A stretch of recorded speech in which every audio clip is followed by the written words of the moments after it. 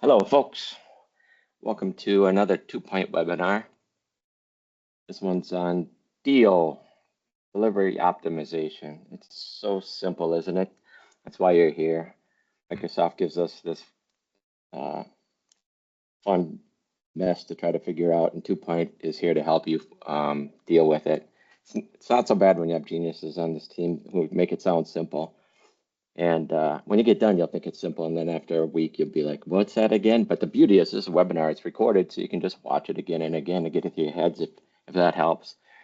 The guys who are speaking today is our owner, Andreas and Mattias. You might have seen them at MMS recently, where MMS sponsored. If you missed them, you could see them in October, where MMS is also sponsored by 2-Point there. These guys will be there for sure. And if you're in Minnesota, 2-Point is sponsoring TC Smug's Deployment Day. We actually renamed it from OSD Day to be more accommodating, so you can see other technologies like DeployR, and you'll be definitely hearing about that. That'll be on July 24th. And again, if you can't travel, that's what these webinars are for, and they're free to you, and we just keep doing them and knocking them out. They're on our YouTube channel. You can just catch up on any topic that you need to. We have chat disabled simply again because this is a very technical deep dive here, and we want you to pay attention to the content and not get distracted. But we do have the Q&A open, so you can ask questions, and then later on, if there's time accommodating that, we can open it up to questions to everybody and enable the chat. We know that Q&A isn't open to everybody, so chat will be, so you can ask questions. So with that, I think we can hand it over to Andreas. Indeed. And Mattias, I hope. Yep. Yes, I hope, since he's doing the slides. Yep. Slide master today. Yeah, we have a lot of material to try to cover today. So we're going to do it in a pretty speedy format. If you have questions or things that we just rush through, please let us know in the Q&A and we can try to dig in. We haven't aimed this to be super deep dive, but we typically do deep dives regardless of what we're wanting to do. So if you do have questions, please use the Q&A. We'll try to answer them as we go. And probably without further ado, we can give you a little bit of an agenda. We'll talk a little bit around high level what delivery optimization is. I do have an interesting poll to release as well. Probably do that a little bit after we've started covering things. So we'll release that one. And there is a lot of changes that is coming both in the aspect of DO and the traffic that it's tracking and downloading. So how can we make it more efficient? And also we'll do, I think, we're not big into making sales pitches, but I think we're covering a little bit, at least how delivery optimization management looks from a 2-Point perspective. Of course, at the end, it will be rushed, so it'll be 30 seconds of that. But if you have more questions on it, that's also an option in the poll that you'll see, and then we can do more specific webinars on what we're actually trying to cover and do things, or how we do things in the Stifle world. All right. And hopefully in the end, we'll open up the chat and the mics for some additional Q&A. But yeah. Yeah. The goal is to do 60 slides in 40 minutes. So we'll see how that goes. This is really only a slide to show you that the number of CVs that gets published gets higher and higher and higher. As you see, this is the 2025 year mark. So the whole AI boom hasn't really kicked off yet. But I think if we could slip to the next slide, you see we're having a pretty good. It's not so much the number of CVs, it's also how far or how long does it take for a bad actor, by the use of AI and other methods that has evolved over time, to be able to create something that will basically hurt you from that exploit. And I think we're now down to hours instead of what it used to be weeks or years. Probably it will, I can only see it going faster and faster and faster. So what does that mean? If we hop one more slide, we will then see that basically we're going down in the estimate. This is not there's this cool website, it's called the zerodayclock.com, where you can go and they publish all of the statistics. But we're already reached 1 day during 2026, and it's estimated that during 2026 we'll basically go to 1 hour. So this means that we will have to use our networks much more frequently. The monthly patch Tuesday will probably be a memory that old people will talk about. Remember those days when we used to patch once a month? Instead, we will continuously patch things more or less probably every day. This will put an extra strain on the networks, so enabling peering to offload a lot of this content, because most of the time, a lot of the applications will read the same thing. So size is going up because software gets bigger and bigger, as well as people lighting up AI intelligence into their apps, and all of a sudden what used to be 35 megabyte is now 3 gigabyte because there's an AI model that's pushed with it. So be prepared, and there are technologies such as delivery optimization that will help to deliver this, but it sort of builds on the whole peering landscape. So let's dig into what peering looks like with delivery optimization. I should probably release my poll now. Yeah. See if I can have the technical skills to do so. But we don't have to wait. Yeah, it even popped up on my screen. But with that, there's a couple of questions. Obviously, the last question is how great this webinar is, which is kind of hard to answer at the beginning. But you can probably go back. You don't have to submit your results. You can probably let it linger there. So let's dig in. Do you want to cover what DO is, Mattias? Yeah, so DO, so if we go back to the old days when we had Config Manager, we had bits and we had branch cache, and those were basically two different technologies that were coexisting, and where branch cache was the peering part and bits were the download engine. But in the case of DO, we really have everything in one thing. So DO is both a download mechanism, and it's also the peering mechanism. And now it's also have the ability to do the MCC or the caching parts. So all these parts are really within the DO umbrella, if I could say it like that. And it's controlled by Microsoft. So all the peers, all the content, even if it's hosted on an ISP or in your own MCC, all the information and all the metadata is stored in Microsoft's cloud. And that's also how the whole security model is. So we'll go a bit deeper into that in a few slides. But basically, you can share content locally with peering, or you can just download it directly from the content or from CDN. If you disable peering, that will still work, and then it will just be a downloader. So what are the two different modes here? We have the distributed mode where you can contribute or peer, and then we have the Microsoft Connected Cache. If you've been in this space for a while, the original name was Doink. That was the first version that came in Config Manager, where you could Doink enable your distribution point. That was a great name. Unfortunately, marketing got a hold of it, so they had to change it to Connected Cache. But they still can coexist. So just because you have a connected cache doesn't mean you need to disable peering or the opposite. So one doesn't exclude the other in this way. No, and I think it's worth to point out, you can easily, you will most likely always have, or most likely your client's already talking to a connected cache instance, whether it's your own or somebody that sits on the way to the cloud. That will always more or less happen. And even if or let's say you're with an ISP that doesn't have their own connected cache, you will probably end up reaching a connected cache server that sits in Azure and hosted and taken care of by Microsoft. So it's a traditional model of how CDNs work to build multiple levels of caches out. But just because you're pulling down data from a connected cache server, you can still do peering at the sort of the parallel level. So the connected cache is really a fallback when you cannot get any content from your peers. But you can also get a mixture, like some data from the connected cache and some data from the peers. Yeah.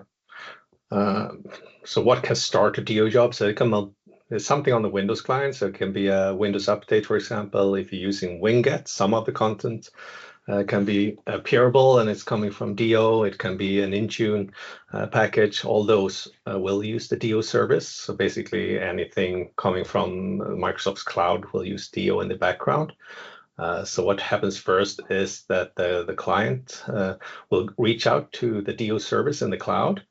It will get some metadata. So basically we'll get some hashes so that content can be verified later.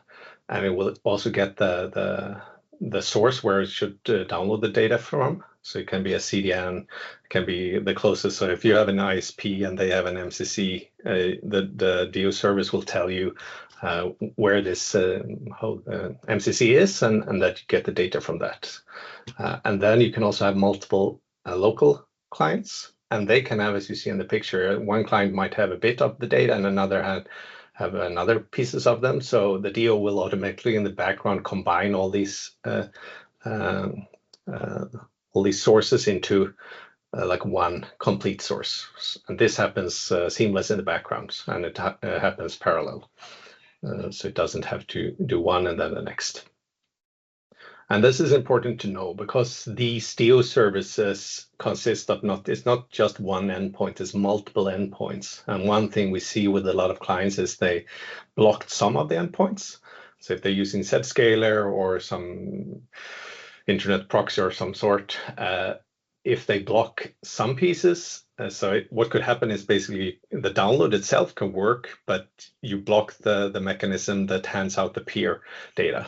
So in this case, even if you allow peering locally on your network, if you block the endpoints in Microsoft's cloud, you will not get that metadata that you need to be able to do peering, which then will fail. But looking at the client, you will still get the downloads. It looks like it might have worked, but there might be not any peering, and this can be tricky to find out the root cause sometimes. But what we're seeing is usually something is blocking these endpoints, or you have a HTTPS inspection turned on the endpoints that will also break these endpoints. So don't do that. Yeah, and we normally talk about the three sort of main pillars of downloads. One of them is the actual throttling, i.e. how fast can it go? There are different settings that you can do on the jobs. Most of the time, this is decided by the higher level consumer of the service, i.e. is it an Intune download that an end user has kicked off themselves, or is it a background update that is just happening to update something in Windows behind the scenes, which would then typically be background.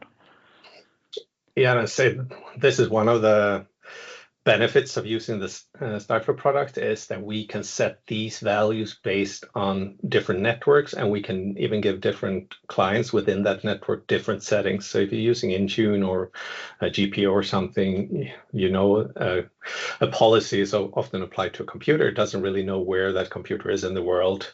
But since we know what network and what other clients is on that network, we can set these dynamically. We'll go a bit into that later as well. Yeah, and then they have the peering piece and the caching piece. Yeah, you're a little ahead of things. But the peering is basically what offloads the network. The throttling is a separate aspect of the peering. They don't do the same thing, but they will sort of achieve the same goal, which is not to overload the network. But it's a lot more efficient to do one download throttled and then spread that download locally using peering than to do a multi-concurrent, multiple clients downloading the same content throttled. But that is doable as well. And then the last sort of main pillar is the caching aspect of things. If you're having large offices, etc., with small internet pipes and you can't get bigger, We have some customers, for instance, running over a fairly large network with 2,000-3,000 clients over satellite links, i.e. large remote mine offices or oil and gas industry, etc. It might make sense to have local cachings like dedicated in that location, because even though you can rely on peering, the cost for whatever happening with the peering, you might want to have caching as a last effort, because you can't take down that satellite link. Yep. Now you can go. Oh, okay, thanks. Do you want me to cover the three? Yeah. We kind of covered this already. Doink was the first MCC. Then there are two MCCs. One for Windows, runs on WSL, which is sort of Linux but it's running Linux on Windows. And then there is a Linux container as well that you can utilize. It's the same sort of binary, just packaged up differently. And if you are using, well, let's skip to the next slide and see. I think we have some placement. Very simple logic where you're going to place it. It doesn't make sense to put it in Azure or somewhere else, right? You want to put it where your data and your clients are basically going out to the internet. So we're typically doing this thing that a lot of people laugh about, is saying we're going to the cloud, but in order to support the cloud, we need to put servers back on the infrastructure. But it's really there to make sure that all of that internet capability or the internet links can be used for other traffic, not sending repetitive copies of the delivery optimization data. Yeah, I think we usually recommend, if you have a proxy, we recommend to put it after the proxy, so on the outside, to simplify stuff. Yep.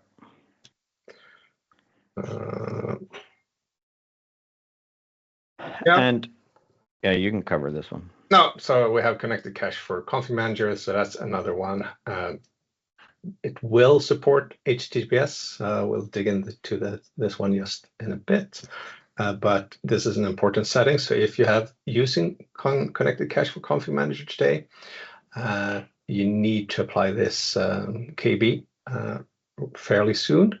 Otherwise, it will stop caching HTTPS traffic.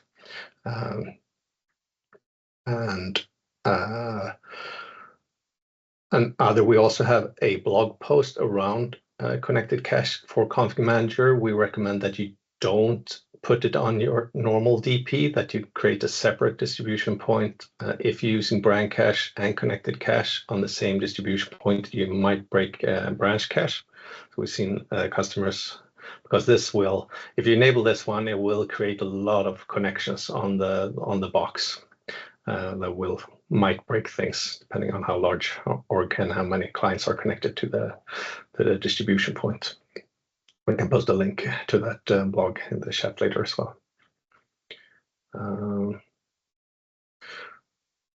So another thing, yeah, again. Yeah, and I think one of the things that we're trying to say is that don't plaster your environment with MCC servers. It's not a replacement for a DP per se. Instead, look at it as more or less your WSUS server, your local WSUS server. So instead of each DP downloading the patch to them individually, you'll have one copy that goes via the MCC server. So there are basically a bunch of things happening on the HTTPS side of things. The last date we heard was June.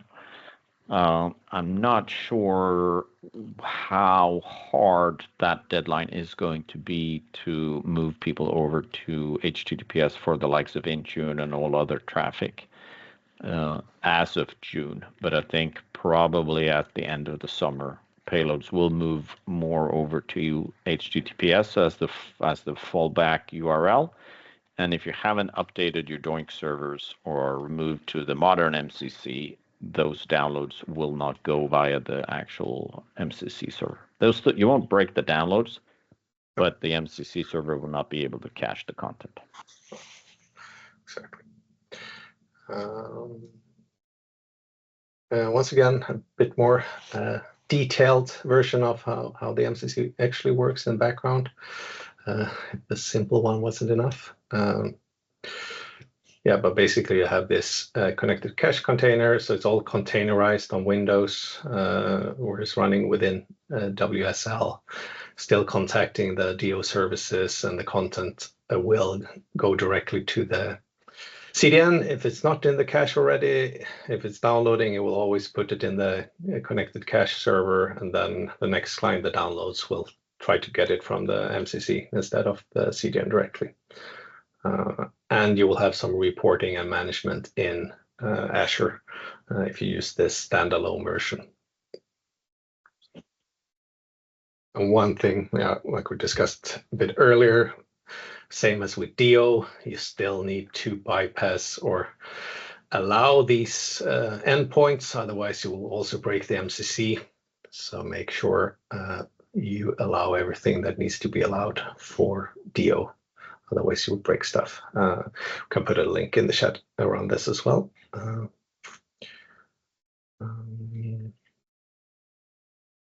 So we're about to exit the MCC part of the session, but there are a couple of things to cover probably from a challenge perspective. One of them is, how do I configure and not stamp a static policy on my box which MCC server to use? It won't hurt anything if you can't reach the MCC server, but if you have, let's say you have laptops in Europe that falls in your traditional AD shop and you use regular OU structures for setting policies. If that laptop is to go over to a small office in North America, it will still be set to go back to its European server, which can basically potentially generate a lot of traffic depending on how big the downloads are and how big the links are. With the likes of Configuration Manager, you can use boundaries for that. But if you move to Intune, it becomes a little bit more trickier for you to do that. There are ways and probably some changes to how this is being handled by Delivery Optimization natively. For instance, if you think of airports or conferences, etc., there is a side where, since you're probably already trusting an MCC server, even though you're not aware of it, there might be a case where a server placement could set up an MCC server for the clients that are in that location to automatically discover it and start using it. So there will be probably more information on that. And I know the DO team is looking for some feedback on how that is to work. And of course, if you're using Stifler, we can control it, and we set the correct MCC based on your network topology. So if you're using Stifler, it's easy peasy. Yeah, and then I think we have another slide on the placement. Yeah, I'll click through here a bit. So basically,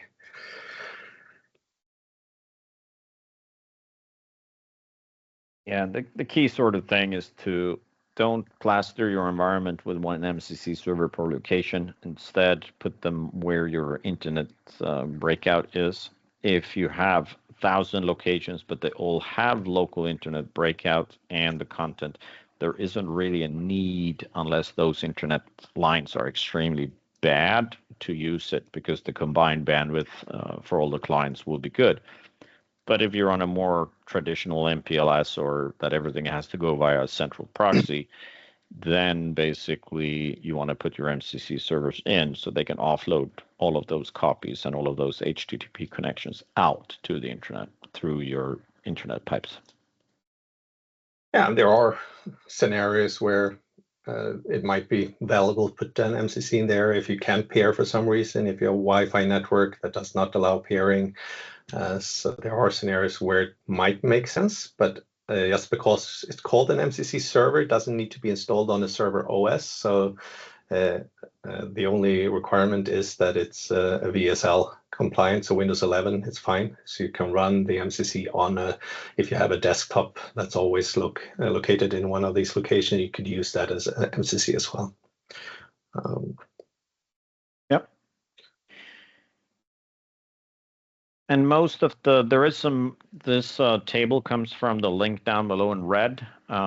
Microsoft publishes, as they push more and more content to delivery optimization, they will update this as they go. So you can see there are some mentions of HTTPS down at the team updates, which is something that was put there fairly recently. So if you've never been on that URL before, probably start going there once a month to see things. Yeah, you see some things here, like the Windows Store apps doesn't appear and does not use connected cache, but Win32 apps do. So just be aware of that.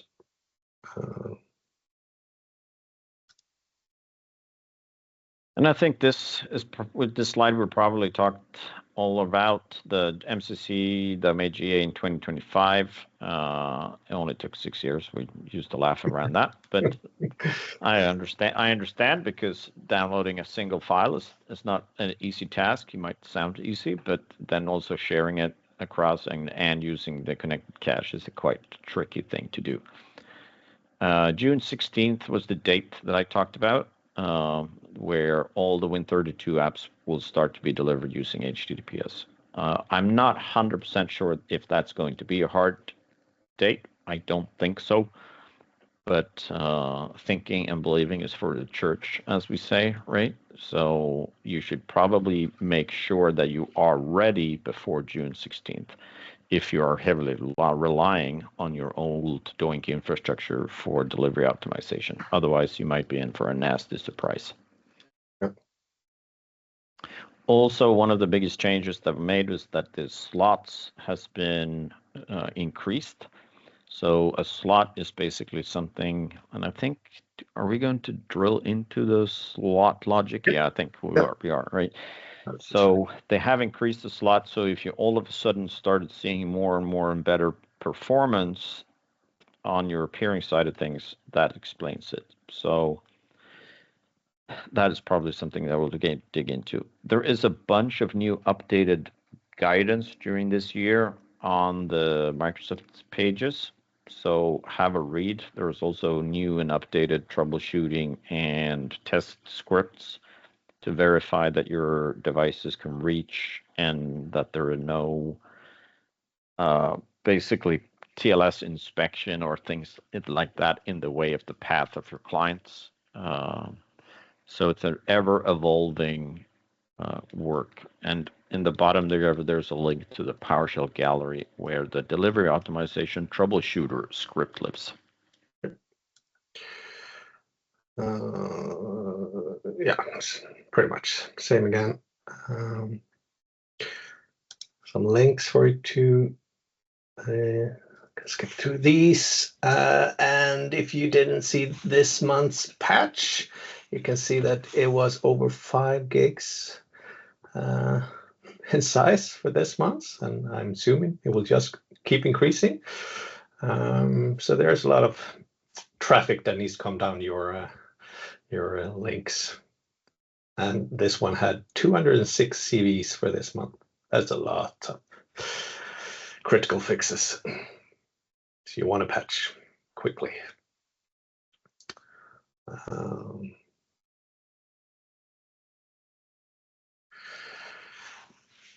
Yeah, we'll talk a bit about the most important settings. So if you're using Stifler, we of course take care of these. If you're using Intune or just your own policies, GPO, then you need to be aware of these and what they do. So I think we go through them. Do we go through them? Not too much. I think the most important one is the download mode. Most people run that in by utilizing group mode. Then you can also do restrict peer selection by DNS-SD, which is a multicast protocol. I'm trying to change that the general delivery optimization implementation, instead of being group together with DNS-SD, as in that it has to match both, but I only use DNS-SD for discovery, that the DNS-SD discovery becomes another way to find peers. So let's say the server infrastructure, for whatever reason, didn't return any peers it will then still try to find other peers downloading the same content using multicast, the same way that basically Bits and Branch Cache is doing to find its peers. Currently, at least before MMS, there was 32 different policies you can set. We have a blog post if you search on our blog about the recommended settings. So these are just a reference image. So these are the ones we suggest you use. They're better than nothing, but it's a good start. And yeah, here we have the download mode and restrict peer selections. So what you probably will be using is one or two. What we use in our product is two. So we have a group ID we set based on the network group in Stifler. It can also be set by config manager, DHCP, DNS suffix, or tenant ID.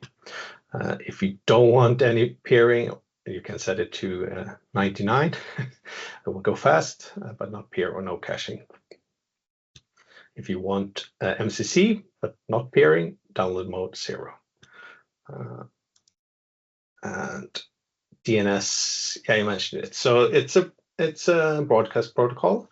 It will not, same as branch cache, it will not work across a subnet. So if you are one of those customers that have an office with a subnet on each floor, for example, DNS-SD might not be the best. Because it will not be able to talk. So if you just use DO as it is without DNS-SD and they are in the same group, they will talk to each other. So then it's a DO service that will return what peers that are available. But if you enable DNS-SD, it will limit it to the subnet. So, and that's what we're discussing with the DO team, to maybe have an option to do both and not be limiting to one of them. But the good thing is the slots, we'll talk about this in a few seconds, but the slots are currently determined by the DO service and how much pressure is on the DO service. They can only return a subset of peers. So even if there's 100 peers available that have all the content, they will only give back a subset of that data that will be available for peering. If you use DNS-SD, it will instead do a broadcast locally on the network and ask for everyone, and everyone that can reply will be able to serve that content. So you might get more peering by using it, but depending on your network topology, it might or might not be optimal. So there's no restriction. If you want Win 11, if you're on Win 10, there are still supported long-time service branch. There are limitations still to 4 slots if you use DNS-SD. I'm not sure why, but that's the way it is. So go to Win 11, and there will be no problem. If you're on Win 10, you also need to set a registry key manually. There's no policy for this to enable it. Let's go to, yeah, I'm not sure if you can see that, but before in 2004 and 2005, even if you had, so I had all this content, I think I had 37 different objects or files in my cache, but you see I was only serving 4 of them to other computers at the same time, and which meant, so if I was trying to download the first file here from so even if another peer had it, it might or might not serve it or peer it.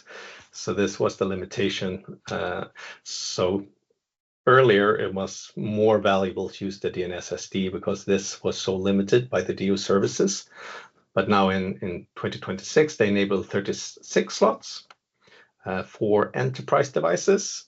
What's an enterprise device? It has nothing to do with if it's a pro or enterprise SKU. It has to do what Microsoft thinks you are. If they think you're on an enterprise, you will get these 32 slots. If they think you are on a private or a private computer, they will only give you 4 slots still. Then this is based on some internal metric from Microsoft they haven't shared with us, but probably if you're Active Directory joined or if you're part of an Intune tenant, you probably be in the enterprise kind of category, but it doesn't have anything to do with the SKU itself. So you're basically saying that you can be on Pro and be a workgroup machine, but if you have the Intune app or is basically using Config Manager, most likely you will have 32 slots, right? Probably, hopefully, but they haven't disclosed exactly the metrics that they use to decide if it's an enterprise device. But if you then enable DNS-SD, even the last bit here, so now I can see all my 36 or 37 files were actually cached here. And for Windows 10, even if I had DNS-SD, it was still only 4. But this is the problem with DNS-SD. So if I'm using group ID, this is a nice Venn diagram. So if you see, it's limiting. So if group ID plus DNS is used, so even if you have 2 machines that are physically in the same ID, if they in the same location, so if they are using DNS-SD, but they have different group IDs, they will not be able to share content between them because both are a limiting factor. So that's also something to be aware of. And we're trying to make them change this so it can be OR instead there. Yeah, and it is a little bit chatty, so we're trying to see if we can work with the DO team to reduce the chattiness of the multicast traffic. So if you are actively doing multicast storm control on your switches or network, you might want to keep an eye on to see if that's being triggered. Yeah.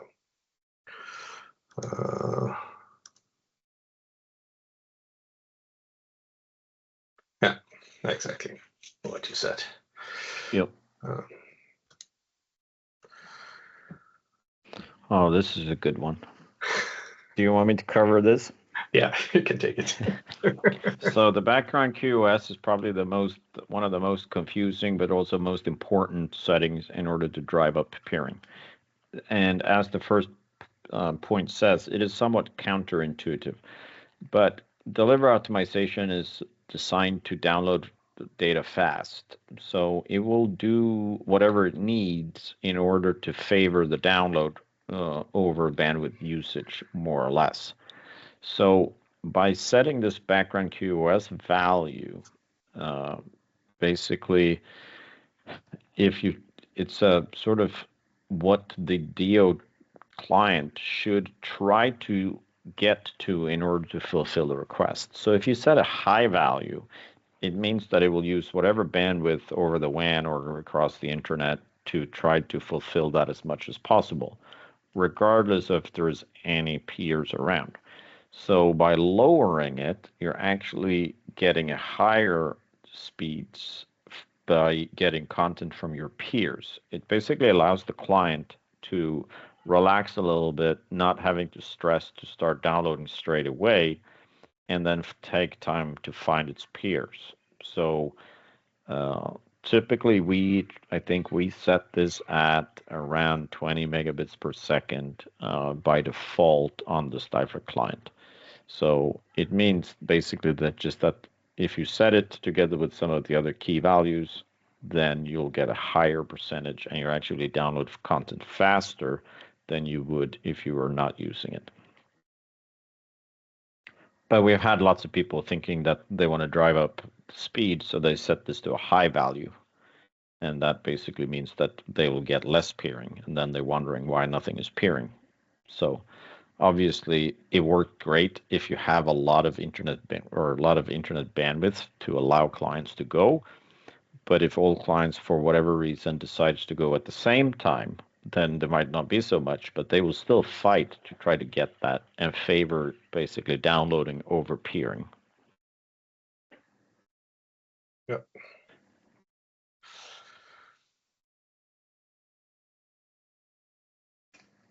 The other one that we also recommend customers to do is to add a somewhat random delay per client, where it will basically wait a little bit, and the wait is there for the client's other threads to be able to communicate with the backend services, get the list of which peers has content, and basically give the client a bit of breathing time before actively starting to download. And by utilizing that, you will also drive up the peer efficiency. Wouldn't set it too high to any download that's in the foreground, because often there's an end user sitting and waiting for a download that happens if it is in foreground. But for background downloads, which are typically larger scale, like more client numbers downloading the same thing at the same time, it doesn't really matter if you add a minute of wait for a download that's going to take 2 hours to download anyway. Yeah. And so there was a question in the chat there, or QA from Stefan.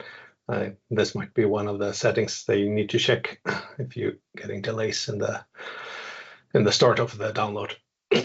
Yeah, there was another question in the chat around basically MCC. Does it still require you to do 3 requests for the server to cache it? I thought they changed that so it was only actually 1. I think that's a config manager limitation, the RR, that works that way. If you're using the standalone MCC, I don't think that's a requirement. I think, but this is thinking, not knowing, that it was changed in prior releases. Even the old one was updated to not do 3. Maybe. But I made a note of that, so I'm gonna check and come back to you.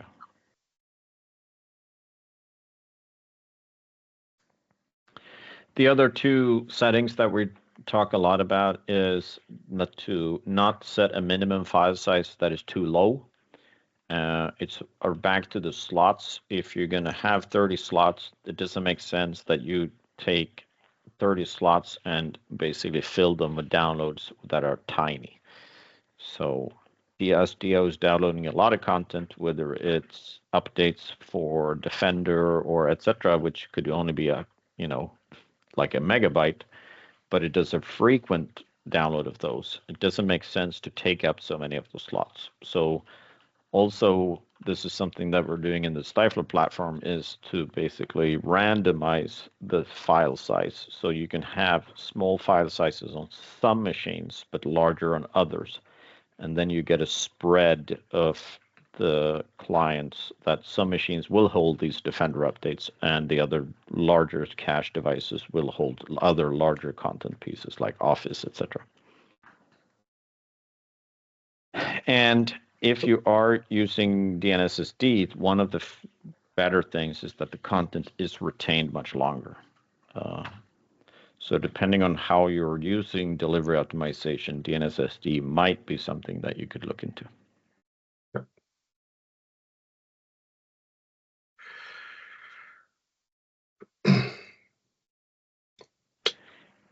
Here's an example. We're not going to dig into this, but when we started working with them, their default settings was not showing a lot of good peering. They took our CI, or basically our best recommendation practices, and they got to about 40% peering rate.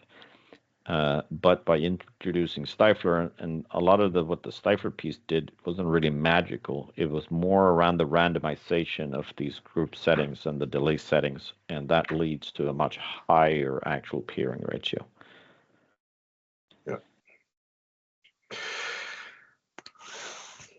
Yeah, and this is probably the biggest reason why we built Stifler in the first place. It's really hard to set one setting on a computer that will work wherever that computer is moving around. So it worked great 20 years ago when everyone had a workstation, never moved around anywhere, sat at your office, and everything was nice and lovely.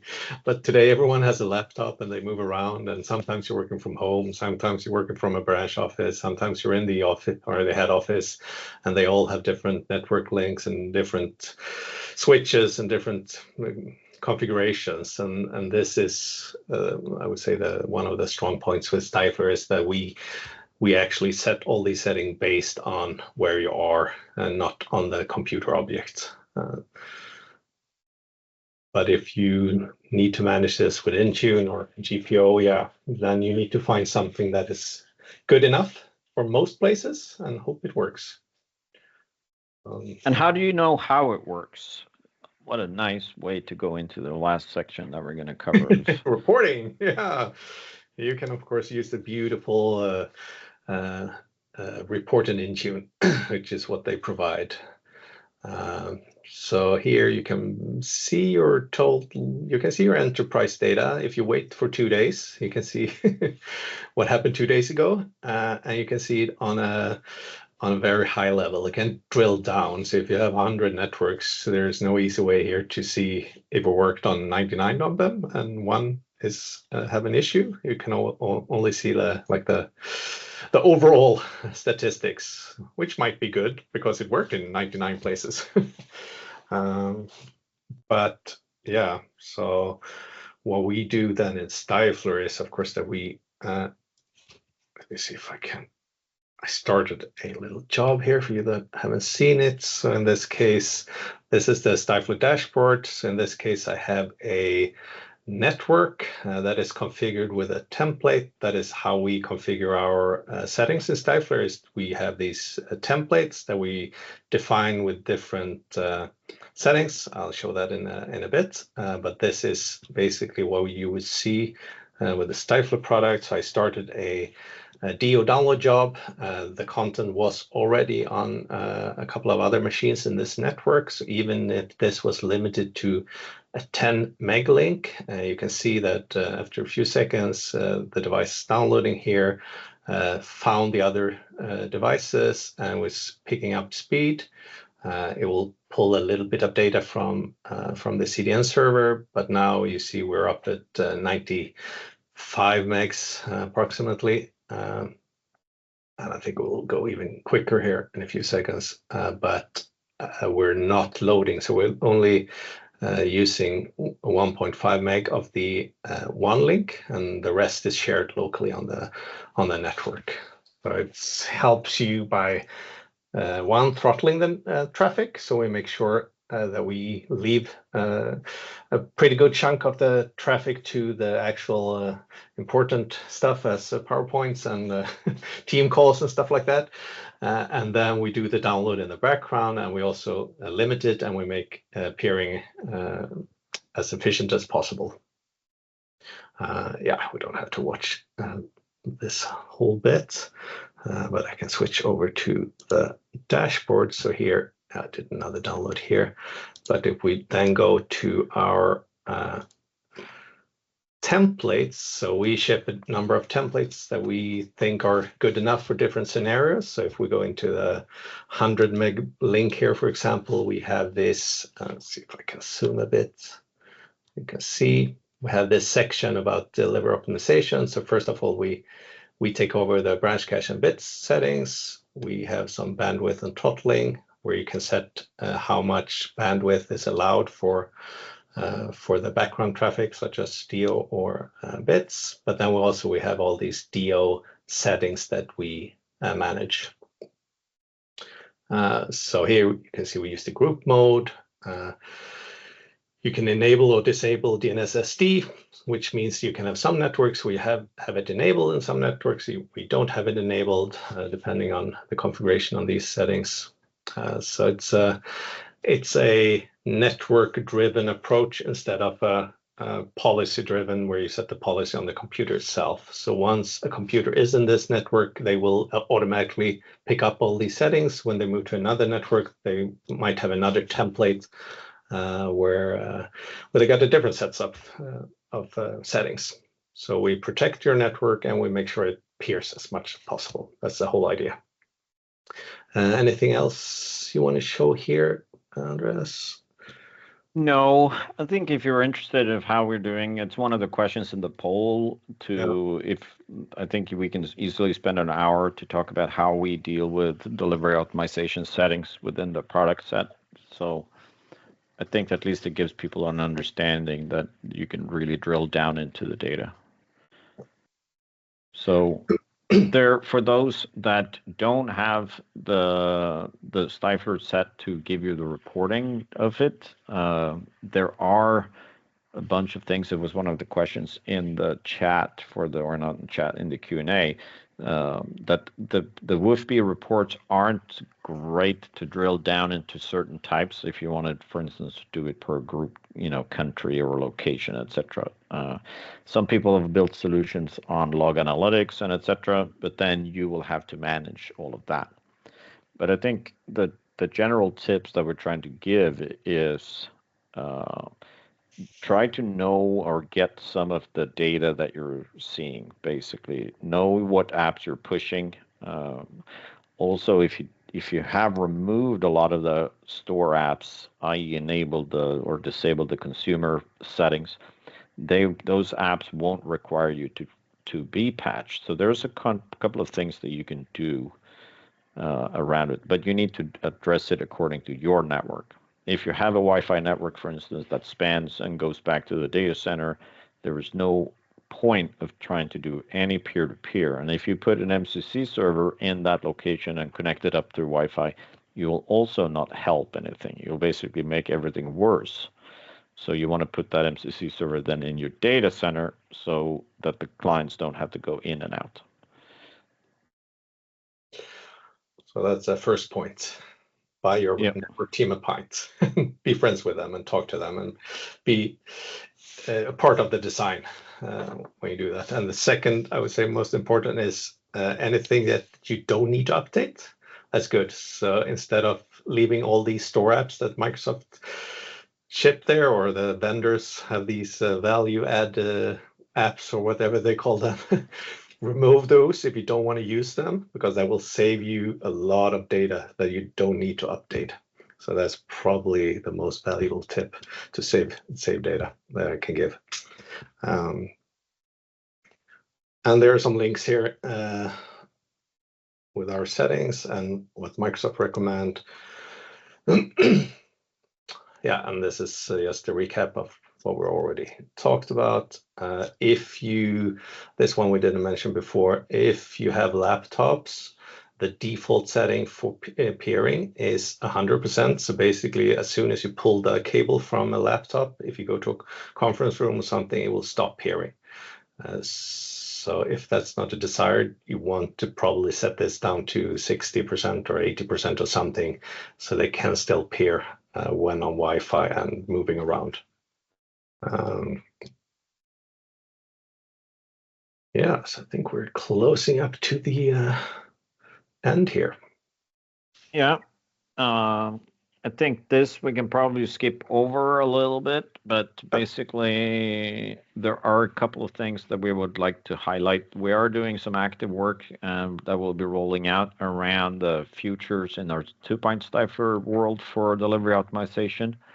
One of them is around our cache R integration to be able to automatically push the data and content that lives in Intune. Another one is the native integration of the delivery optimization health check scripts that we work with Microsoft on sort of writing together. And it will then give you a up-to-date, up-to-second view of which locations you have everything configured the right way. We're still seeing that network teams go in and flip switches, URLs change, and etc. And what was correctly configured on Monday might not be correctly configured on Wednesday. And then basically, if there's a large payload, i.e. teams updating on every client on Thursday, your network will have a bad day. It's also one of the things is to integrate. We've been waiting for 6 years for MCCs to sort of stabilize. Now, when we have the more stabilized product, we'll actively work to get a lot of the statistics from MCC to a more or to a world where we can correlate the client data with what the actual MCC service says, so that you can get better statistics on it. Currently, it's a little hard to determine which. You can see that data comes from an MCC, but it's hard to know exactly which one that was. Was it your own MCC or was it the actual ISP's CDN? And then the last comment is that we're always open for requests So if customers have things that they think we should focus on, please let us know. And I think we have 5 minutes for Q&A. Yeah. Do you want to open the mic and chat, maybe, Brian? Just opened up chat. So for some of you people, you can't, you're not able to use Q&A. So, but chat will start working now. And mics, where's mics?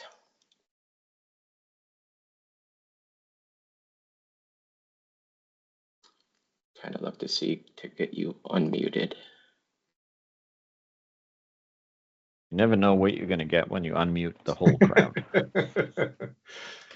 Screaming children, barking dogs.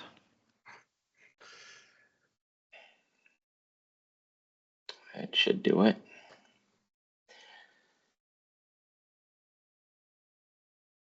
Oh, please ask questions if you have them. I think we responded to everything in the QA at least. I think so too. It sometimes lags a little bit, but I think we answered most of them. It sometimes lags because I see you've answered it. You audibly tell me you've answered a question. I'm still looking for it, but now I see answers to everything. So I think you've been multitasking very well, presenting and answering at the same time. Yeah. I've been trying. And if you haven't answered the poll, please do so. That will guide us on if we should do more detailed DO. We have another proposed session around troubleshooting, how to do this actual troubleshooting, both with our tool set as well as with the generic tool set. So if you want to see that, please let us know.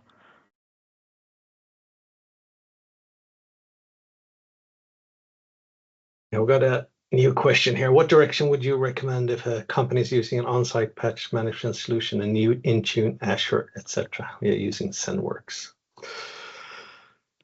ZenWorks. That was a long time since I heard that. Then it's the follow-up question. Do you want to move to Intune, or do you want to stay on-site or on-prem? I mean, auto patch and etc. will require I think it still requires the machine to be an Entra, right? Yep.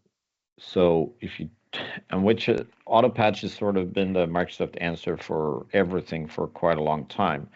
There are works in the tunnel to replace the traditional WSUS role that most people are aware of. So I hope I'm not breaking too many NDAs. What exactly that will look like, I don't think there's a lot of people on the planet that really knows. But there will be something. So that would probably be the most natural step once WSUS is being deprecated. I assume that Daniel is talking about Windows patch management and not like third-party patch management. The third-party patch people, of course, are sniffing in this area because they see the writing on the wall for the likes of WSUS, etc. So they are preparing. It's sort of the same discussion a little bit around servers management once you get off Configuration Manager as well. So they are interested in that as well. Roberto, do you still have a question? I do, but I can't find the report. So I was like, I don't know if I should ask. But my question is on this Staflor dashboard. I see in some reports there is bits data, DO data, and there is a transfer queue.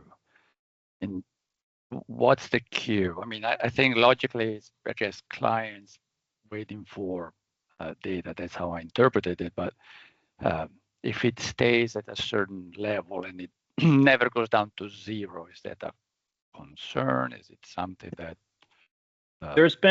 it's been a discussion internally for a long period of time. We used to hide jobs that were basically in a what we call dormant state. Okay.